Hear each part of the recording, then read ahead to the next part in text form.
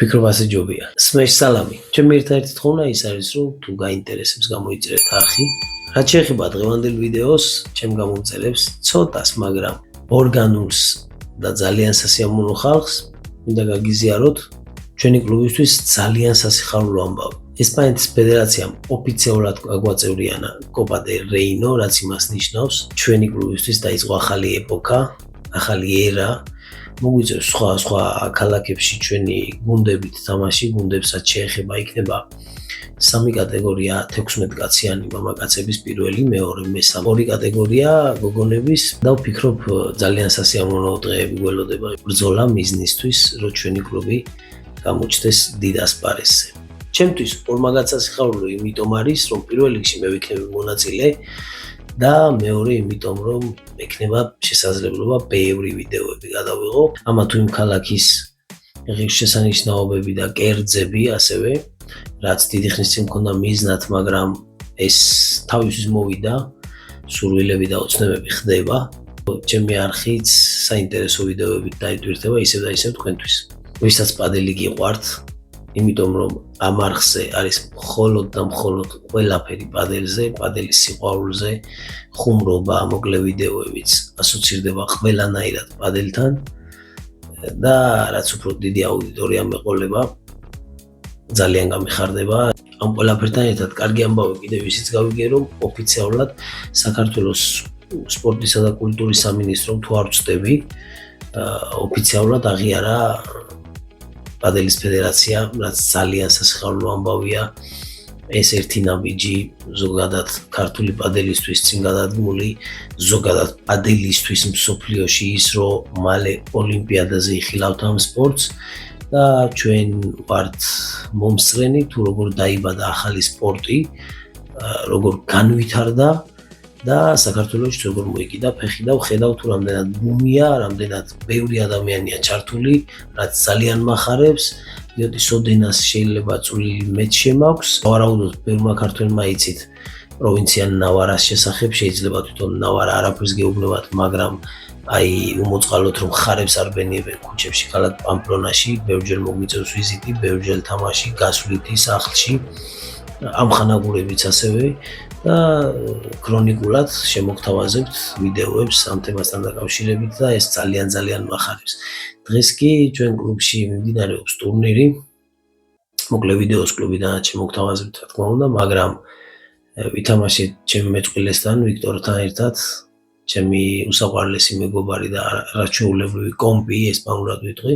დავმარცხდით, მაგრამ ვაგრძელებთ კონსოლაციაში და ნახევარფინალს ვითამაშებთ შაბათს 9 საათზე. და ამ ვიდეოშივე დაგიტოვებთ თუ უყურებთ ბოლომდე, რა თქმა უნდა, ჰაილაითებს. პირველი სეტი დავმარცხდით, მეორე წამოვიღეთ და მერე ტაიბრეიკში 12-10 საინტერესო თამაში იყო ნამდვილად მეორე კატეგორიაში.